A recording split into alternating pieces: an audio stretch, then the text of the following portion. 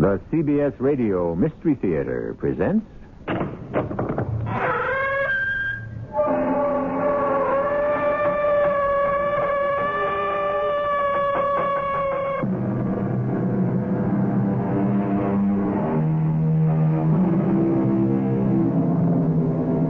Come in. Welcome. I'm E.G. Marshall. Alexander the Great is known as the first statesman and soldier who believed the end justified the means. He wanted world peace under his country's flag and lived and died waging cruel wars to get it. Yet he admired brain more than brawn and said when he met the wise Diogenes, "Were I not Alexander, I would wish to be Diogenes." That is the mystery, the heart and soul of this Comte man we'll get to know better in the next hour. Alexander, what would you say if I married again? But, Father, you are married.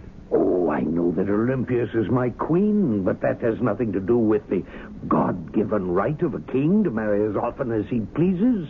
Who is she? The girl I wish to marry. She's a girl, not a woman? She's 17. But, Father, you're 51, 3 times her age. What's her name? Cleopatra.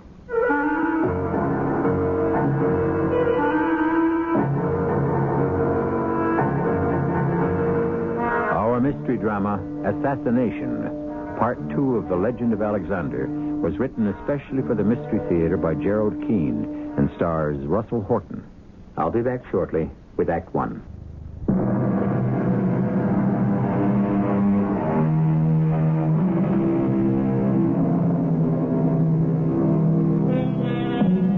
Picture a time when all your friends and allies are being picked off one by one by an army that seems invincible. You are an Athenian. Your turn might be next, for you are soft and life is easy. You let others go to war for you, hire soldiers to die for you. The great statesman Demosthenes tries to wake you up. Your enemy, he warns, is Philip of Macedon. You take your seat in the Athenian assembly. Demosthenes is about to speak. Men of Athens, I read you a letter just received. It begins, Philip, king of Macedon, to the people of Athens, health. Ha!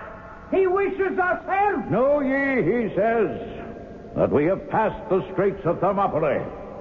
Those who have presumed to resist our force, we have taken by assault, reduced the inhabitants to slavery, and razed their habitations to the ground. The letter continues. You call this a letter? Fellow senators, I beg you to hear me. I have not yet finished. A letter, Demosthenes calls it.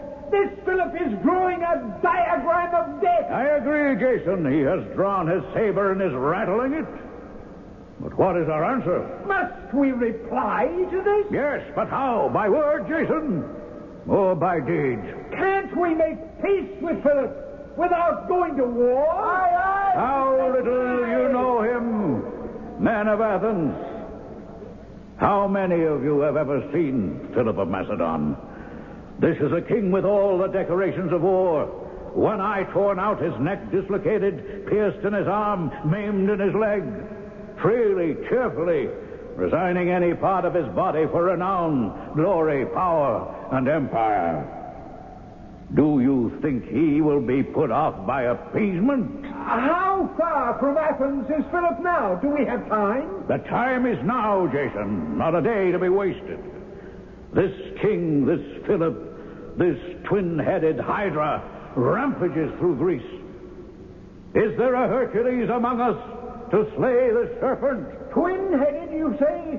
King Philip has a son, Alexander, whose saber draws as much blood as his father's. Some say it is Alexander we should beware. Senators, I call upon you to act. Defend Athens. Act now.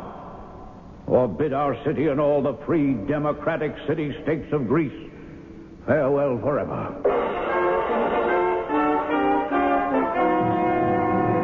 Demosthenes. What? I disturbed you. I apologize. No, not at all, Jason. I must have dozed off. I'm getting old. Every time I address the assembly, it tires me more. So I come here to the chambers and lie down. Well, why are you here then, Jason? You have two visitors. No, I can't see anyone. Demosthenes. Well, that's a familiar voice. Who is it? Step forward. There are two of you. Demosthenes, it is King Philip of Macedon and his son, Prince Alexander. You, Senator. Here, take our hoods and capes. There. Now, do you know us, Demosthenes? Well, an unexpected pleasure, King Philip. You haven't met our son, Alexander. His reputation for strength and courage precedes him. Thank you, Demosthenes. Word of your silver tongue has reached me. I'm gratified. You come from Pella? Directly. Alone, unarmed, with an offering of peace. Really? On what terms? Yours is the most powerful voice in Athens, and our son said to us, Alexander, how did you say it? A man who speaks well listens well. King Philip, why do you bother to come here? Are you playing a game with me? You threaten the very existence of every free city-state within Greece, and yet you come here boldly offering peace? This Demosthenes hears well, Father, but he doesn't seem to grasp what he hears. We heard you speak this afternoon, Demosthenes. You were there, in our assembly? My son and I stood at the back of the visitors' gallery. And no one saw you? No one recognized us. Your speech fell on deaf ears, Demosthenes. I looked about me at those complacent Athenians. I felt sorry for poor Greece. Once so noble and stoic, now so fat and flabby from too much food and wine, and I thought, what a shame. These Greeks have lost their self-respect. They've lost everything. Except our passionate love of democracy. We believe in it also. You, a king? To enjoy democracy, one must defend it. You waste your breath, Demosthenes, urging the Greek states to unite against us. We're not the enemy. Persia is the enemy. So give ear to what we propose. Tell the Senate to acknowledge ourselves as their military general and protector. Or? We haven't come to that yet. You threaten us, then? Don't you understand? Persia is the enemy. Now do as my father says. Put the offer to your Senate. Let them vote. Make them vote. We can defend you, be your partners, if you will be ours. And when must we decide? Alexander, I leave the details to you. 3 days. That is all the time we grant you. Good. That's settled. 3 days? Your Majesty, you're permitting such an ultimatum from this boy? This boy, as you call him, will one day rule the world.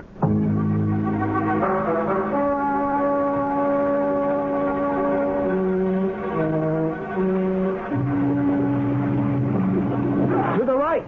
March! Alexander! Yes, Father. I need you. Captain, take over drilling the men. Now, I want this phalanx to execute turns until they move as one machine. What is it, Father? Have you seen General Attalus? Not since the day before yesterday. No word yet from Athens? Don't change the subject. You know more about the general than you're telling me. Where is he? General Attalus had an attack of some kind. An ailment, a weakness. He didn't want you to know. He's gone to his home in the city. There's something wrong here. Attalus hasn't had a sick day in his life. He lives alone. His wife passed away years ago. If he's ill, who's taking care of him? Alexander, return to drilling your men. Yes, Father? Attalus had better be very sick indeed, or I'll give him something to be sick about. Oh, will you really, Father? He commands the front ranks. He may do so today, but you, Alexander, may be their commander tomorrow.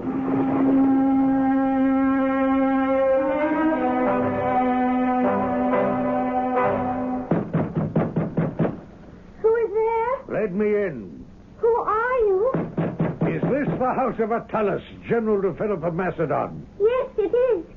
There is sickness in this house. Please go away. Let me in, I say.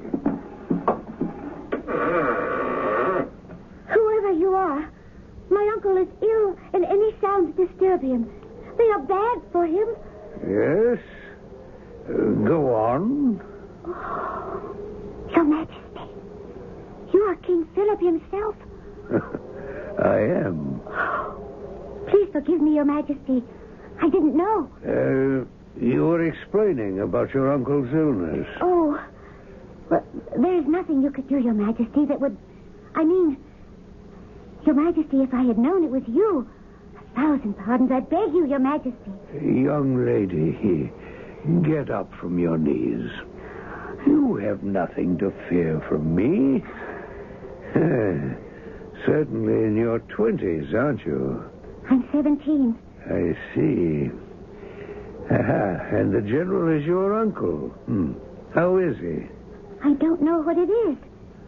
When he came home, I made him lie down, and I won't let him get up until the fever passes. You're not angry with me, are you? Well, for trying to protect your uncle?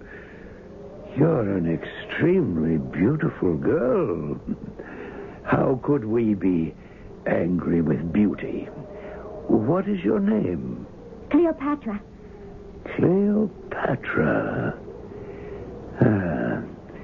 Bring me to your uncle, my dear.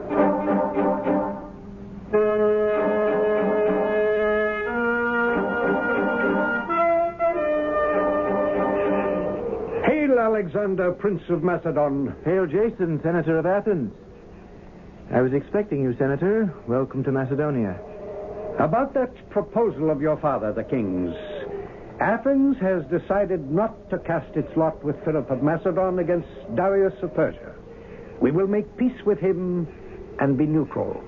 Peace? With Darius? You must all be mad in Athens. Prince Alexander, our assembly cannot ally itself with absolute monarchy. I'm sorry. Athens will be sorrier still. I advise you to return home with all speed, Senator Jason, and inform your people our offer of friendship is withdrawn. He who is not Alexander's friend is his enemy.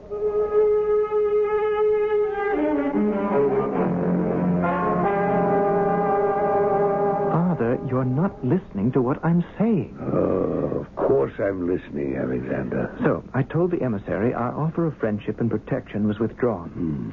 That our kindness and patience was at an end. And that... Father, you are not listening. Alexander, what would you say if I married again? Well, you are married. Oh, I know that. Olympias is my queen, your mother. But that has nothing to do with the God-given right of a monarch to marry as often as he pleases. Olympias knows that. Who is she? The girl I wish to marry? She's a girl? Not a woman? She's 17. Her name is Cleopatra. Father, you're 51, 3 times her age. I am not 3 times her age. She will shortly be 18. 18 and 18 makes 36. Add 15 very short years, and she is 51. Too old for any man.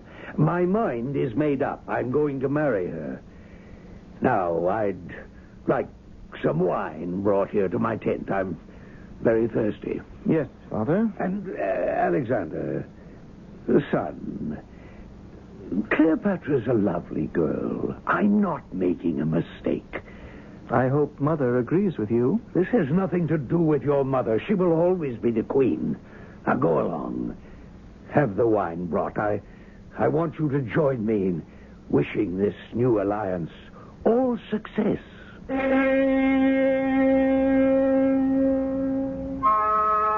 To us in this century, that an ancient king could marry as often as he wished may seem strange.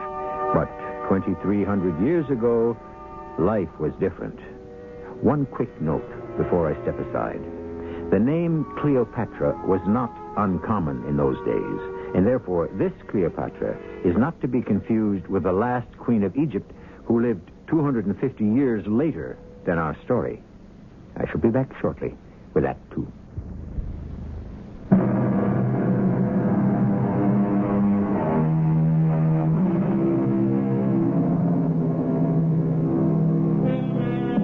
Philip of Macedon has a 19-year-old son who, before this hour runs out, will come into his own and be known as Alexander the Great. In Alexander's future lies the conquest of Persia and the foundations of a new world of Hellenistic kingdoms. However, in his present is a father who has fought and won countless battles, except that of his heart, which he has just lost to 17-year-old Cleopatra, a girl far from happy at the prospect of marrying a king. And then the king said, Cleopatra, you will marry me. Besides, what are we going to do? King Philip had never seen you before? Never. I had seen him, though, from our balcony. You remember you were with me. That parade when he returned with the army from Corinth. Oh, I don't want to marry him. I don't want to marry anyone but you. Cleopatra, please try to calm yourself. Oh, how can I be calm when all my dreams, all our dreams have disappeared, just as the moon does when the sun rises? The king is going to marry me. Oh, Pisani, I'm 17 and he is 51. I'd be a better bride for Alexander, his son. You'd be a better bride for me. Oh, I know that. And I'm betrothed to you. Oh, Pisani, my heart is breaking. Why did he have to come that day I was taking care of Uncle Attalus? Oh, we shouldn't have kept our feelings a secret, you and I. I told you it was wrong. We had nothing to be ashamed of. We were going to be married when I was 19. We kept it a secret because I'm Queen Olympia's cousin. And we were afraid she might cast a bad spell on us with her snakes. Is she a jealous woman? What? Who? Your cousin, the Queen. If she is, perhaps she could prevent this marriage. Oh, a king can marry as many women as he chooses. You know that. Oh, I know. Oh, but why did he have to choose me? What? You give me an idea, Cleopatra. Look, it's common knowledge at court that Queen Olympia says Alexander is not her son by King Philip. Uh-huh. She says that one night she was struck by a thunderbolt and Zeus came to her. And that it's Zeus who's the true father of Alexander. That would explain why the king... Oh. No, he wouldn't. With me? Yes, that might be the reason he's marrying you. To produce a true offspring, you and he. I can't bear to think of it. Darling, we must think clearly. There must be a way. Oh, he could escape, run away. Yes, that's what we'll do. But where? Darling, trust me. The more I think about it, the more I know it isn't right for one man to have so much power over so many people's lives. Everyone here in Macedonia believes Philip is great and good. To me, he is a tyrant and bad. Yes, a tyrant. Cleopatra, I must go now. But I'll find a way for us both to be free of that tyrant. Believe in me. Father, what's happened to our plans? For us, it was necessary to keep Athens neutral and have her army join ours. Then we were going to teach her a lesson, but suddenly no one can talk to you. Plan the invasion. Set a date. Alexander, first I will be married to Cleopatra. The girl will wait. Have you told her? Certainly. Given her a date? She leaves that to me. Well, if we're to have a state and royal wedding, that has to be planned, too. I want you to attend to it, Alexander. But what about Athens? I'm not so sure going to war at my time of life is what I want to do. Frighten the Athenians, yes. As for going on and conquering Persia, I may leave all that to you, Alexander. I'm getting tired of sleeping in tents, riding day in and day out hundreds of miles on horseback, engaging the enemy at close quarters. I've lost an eye and a foot and an arm. I'm disappointed in you, Father. What do I tell 10,000 troops who are trained and itching for battle? Sorry, my father's marrying a girl as old as your daughters or your granddaughters? That bothers you, doesn't it? Why does this marriage have to happen in such a hurry? A week ago, you didn't even know Attalus had a 17-year-old niece. Will you stop harping on her age? I want the biggest celebration Macedonia has ever known. All the entertainment, food, and wine that gold can buy. Oh, you would, Father. Shall I invite Demosthenes to come and make a speech of blessing? If you think it appropriate, but I don't think the old man would ever leave Athens.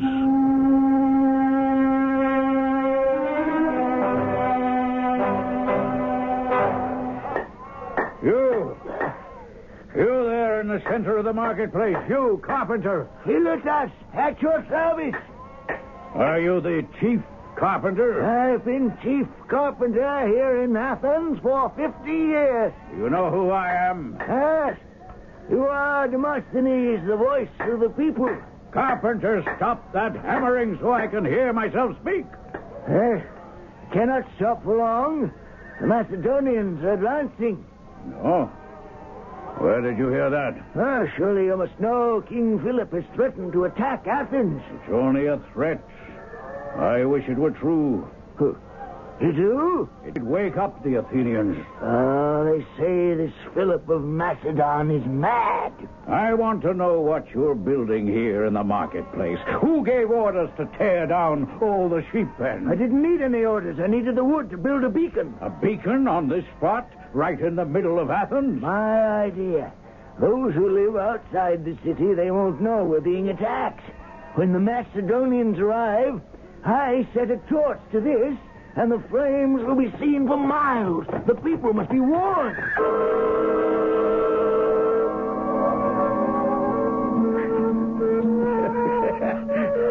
And I say to all of you gathered here at my wedding, without a good woman at his side, what is a man, eh? Will anyone deny that? Mother? Yes, son. Mother, I think it's courageous of you to be here at Father's wedding. Courageous. It is the custom. She's very pretty. Very young. She's too young. The poor little thing seems dazed. I wish I were anywhere on earth but here right now. Olympias, my very own queen. You're strangely silent tonight. You're doing all the talking, Father. Well, it's my wedding, isn't it? Alexander, why do you keep calling me father? Because I always have. Hasn't your mother told you your true father was Zeus? Father, I don't think this is the time or the place. How can you succeed me if I'm not your father? If you don't stop this, I shall take the queen and leave your cursed wedding. I'm sorry, very sorry. I meant no harm, Olympias. Stop, all of you. Raise your cup with me. Tell us, Alexander, Olympias, my own sweet queen, lift your wine and drink with me to Cleopatra. Drink up, Olympias. Father, you ask too much. You have no respect. You cannot speak to my mother like that. Oh, I, Philip, King of Macedon, propose a toast to my new, lovely wife, niece of General Attalus, my bride, Cleopatra. Drink up. Quiet, everybody, now, quiet. Attalus wishes to speak. Let us implore the gods that Cleopatra will give Philip a lawful successor to the kingdom. I raise my cup to the... You villain!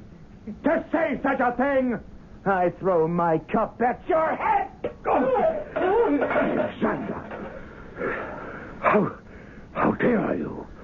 You throw no wine cup at Attalus. I don't care who he is. He insulted the queen. Attalus may say what he likes. I am the lawful successor to the throne of Macedonia, no matter how many sons Cleopatra may give you. The old general is a drunken fool. And, Father, you are not too far behind him. Alexander, take care. My sword is sharp. But my words have stung you. Don't try my patience. This sword draws blood. Ooh, come over here to me, Father. Show me how it draws blood. By my beard, I'll run you through for the honor of Cleopatra. By all means, Father, let us do something for the honor of Cleopatra. Alexander, be careful. Don't worry, Mother. Your father doesn't know what he's doing. He's coming at you. His sword drawn. I'm waiting, Father. He's fallen to the ground. Yes. One toast too many. Help me up, someone. Look! You, All of you. Look at this man, my father, the king, lying on the floor, unable to rise. A man who prepares to move across continents from Europe to Asia, and yet unable to cross from one side of this room to another. Mother, give me your hand. We're leaving. I've had enough of this marriage of an old man and a child bride. The spectacle disgusts me.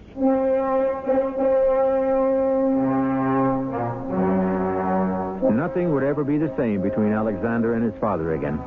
His mother had received the most terrible insult of those days. The shame of it could never be set right. Alexander left Macedonia and went to live with his mother in Epirus. Very soon now, King Philip would learn how much he needed his son at his side. I shall return shortly with Act 3.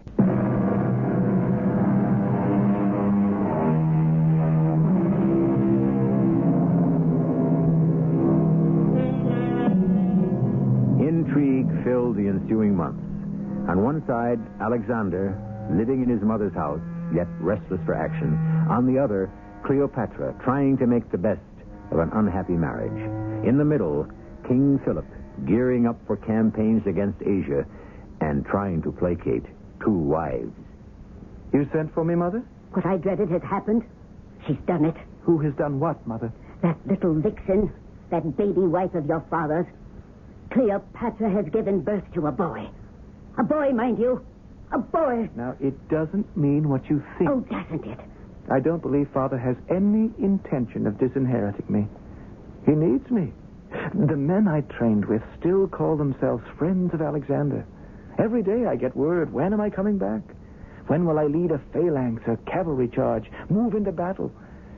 They're tired of aimless drilling and rehearsing for a battle that doesn't begin. That has nothing to do with who wears the crown when the king dies. Oh, I spit with anger when I think of Philip and that girl. It's the king's right, Mother. But I shall still inherit the crown. I am a queen. And no one must forget that. No one does. A queen has rights also. An eye for an eye. A life for a life. What are you doing, Mother? Hand me my lyre. You're not going through those rituals again, are you? Mother... Eye for eye, tooth for tooth, foot for foot, burning for burning, Mother. wound for wound, life for life. Mother. Mother, no!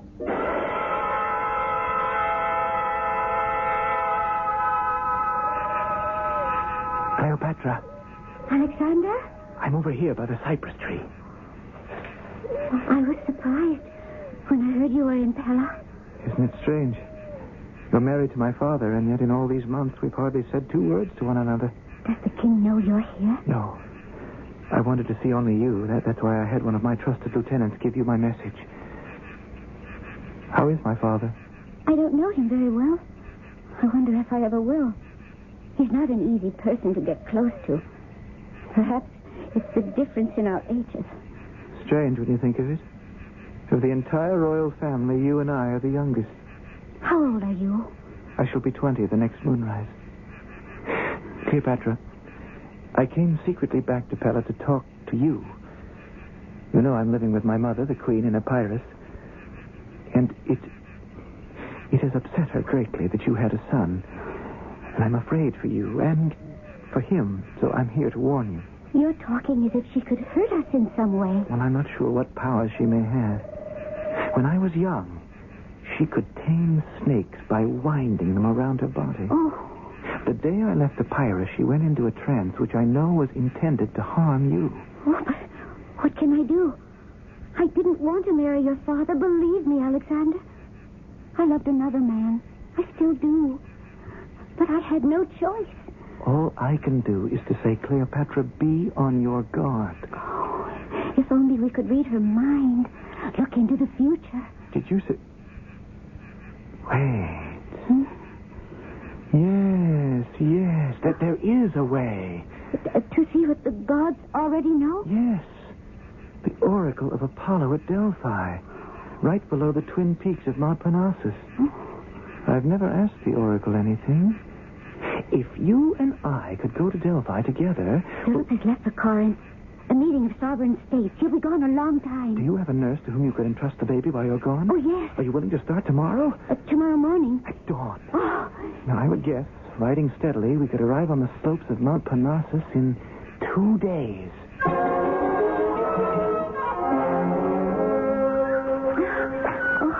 Alexander, can we stop climbing for a moment? Mice aren't used to climbing over rocks and through bushes. No, Cleopatra, we cannot stop. Look up there. See those white marble shrines? Oh, yes. Oh, suddenly they're very close. Is it really true that the answers given by the Oracle to your questions are the true answers? Hundreds of thousands of pilgrims have walked up this mountainside to the sacred city. Worshippers have gathered here for centuries. Of course, our questions will be answered with the truth. Don't stop walking, Cleopatra. We're almost there.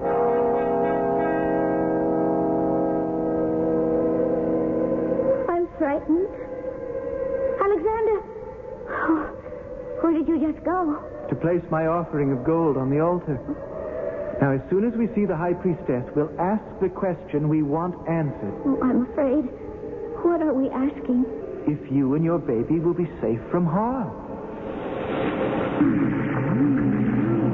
High priestess, O oracle of Apollo, it is I, Alexander of the royal house of Macedon, who have come here to consult you.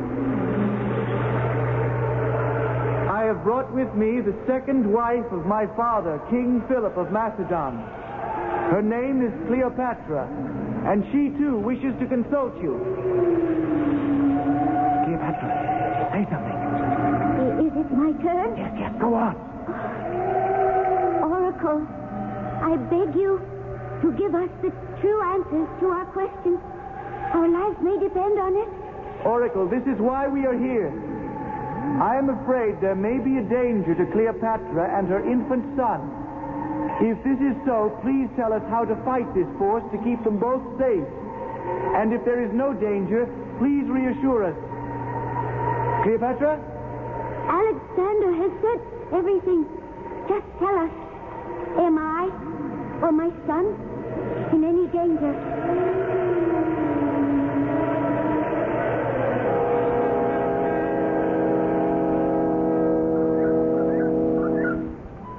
Cleopatra, are you all right? You look white as those marble steps. Alexander, I was so frightened. And all those strange noises, what did they mean? The priest translated it for me. I think it's good news. Oh. The oracle said there is no danger to the young. No danger? Oh, that means my baby is safe. Cleopatra, since neither you nor I are very old, I also took it to mean there is no danger to us either.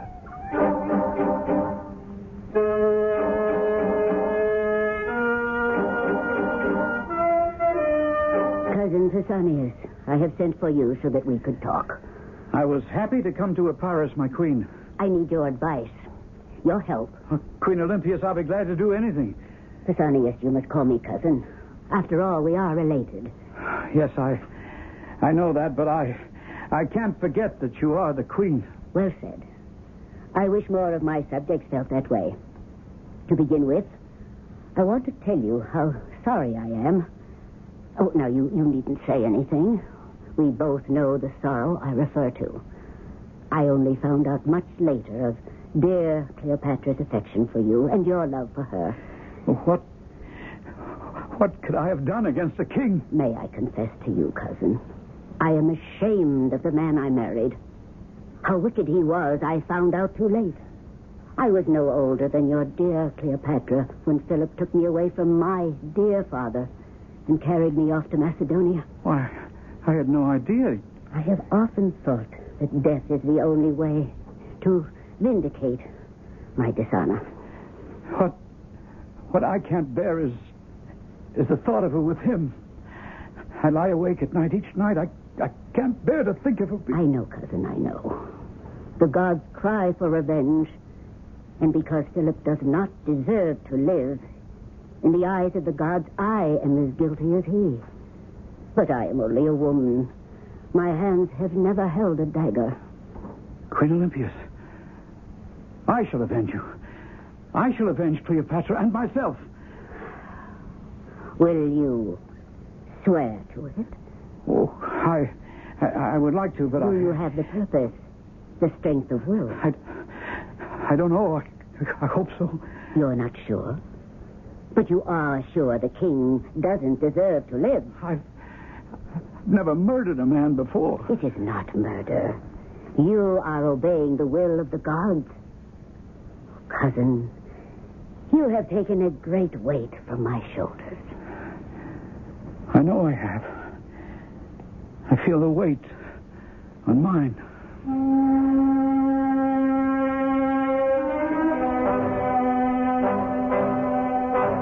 Alexander, this is a surprise. Come to visit your father, have you? How long have you been here in Pella? Oh, a few days. I thought you were in Corinth. I was. Our meeting ended sooner than I thought. No one could agree, so I decided to leave. You've been seeing Cleopatra, I understand. Do you like her? How's your mother? Coming back to Pella or remaining in Epirus indefinitely? Mother is still upset over what Attalus said at your wedding. You mean about the lawful successor? Olympius is upset about nothing. So were you. The old general said something foolish. I behaved like a corporal who couldn't hold his wine. It was all ridiculous. I apologize, Alexander. By the way, you haven't congratulated me on my new son. Oh. Yes, I meant to. Congratulations. Cleopatra gave me no heir to the kingdom. She gave me a son. You're the only heir to this land, Alexander. As I told you long ago when you tamed that horse, even Macedonia is too small a kingdom for you. Father, I have a lot to be sorry for. The men who have served me want to serve under you. They call themselves the Friends of Alexander. I missed you, son. I need you. Will you come back? Father, if you knew what I've... all these years... Oh, never mind. Say it, son. Pulled one way by Mother, pulled another way by you. Well, that's all over now. I'll come back so we can be together. And fight together. Side by side. I've missed you too, Father.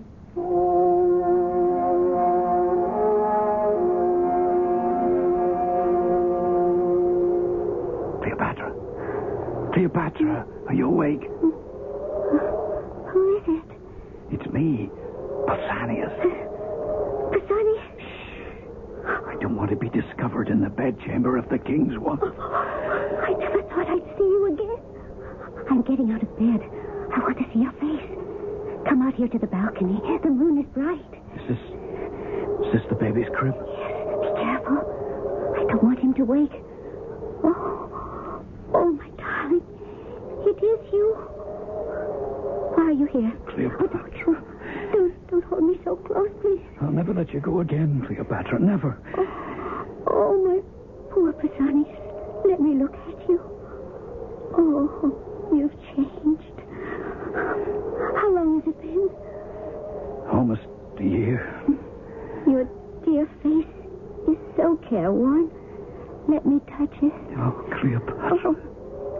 Put your arms around me again, my darling. Tell me everything will turn out all right. My darling Cleopatra, the gods will smile again. I promise I will make them smile. Petra, is that you on the balcony? Who are you talking to? You woke me up. Who is this? What is this? You, whoever you are, Stay right where you are. Don't move. Philip, it's an old friend. He came to see me. I don't want to hear lies, slut. So a man is in the bedchamber of my wife. His arms around her. An old friend, is he? Stop that baby's noise! You're hurting my arm. Go to the child. King Philip, you've no reason to hurt Cleopatra. Oh. What have you done? You stabbed. Oh, no. I did it, Cleopatra. I came with this dagger. The gods told do it. I was waiting to avenge his sins. I'm dying. Get some help. Someone. It was the only way, Cleopatra. I didn't think it would be so soon. The gods willed it. He had to die. Go, Pausanias. Run. Save yourself.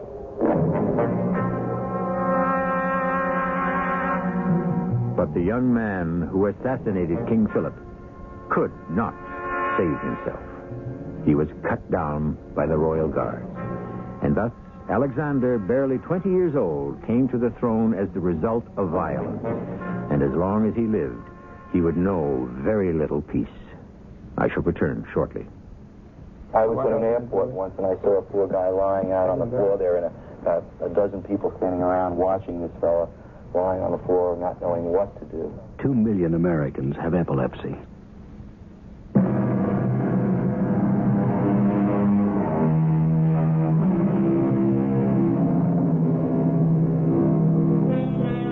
In our unparalleled age, through the voices of radio, we can soar into the sky and tunnel the earth, move backwards and forwards in time, and share the lives of kings, villains, and heroes of any age.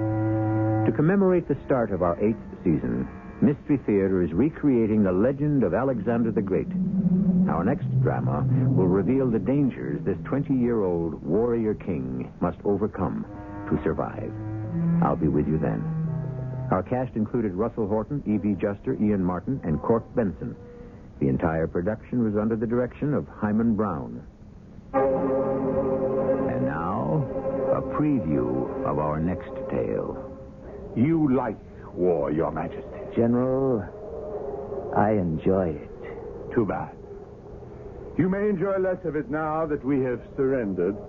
All other city-states will do the same.